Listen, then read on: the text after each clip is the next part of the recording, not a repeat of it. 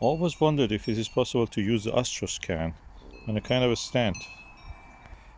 The kind of concrete stand which is called plinth is quite expensive.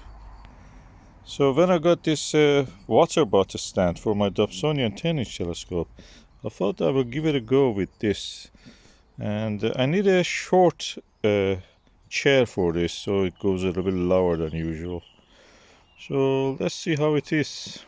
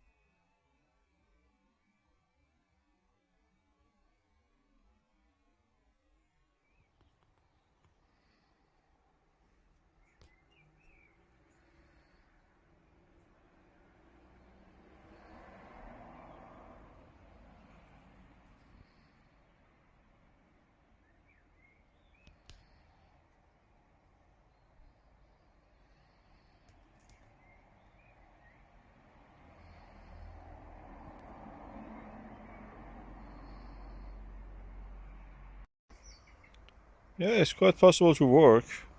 Although in the dark you have to be careful. If you have these watering pots that are having this kind of structures there, so you should be aware of it. But otherwise, that will be all right.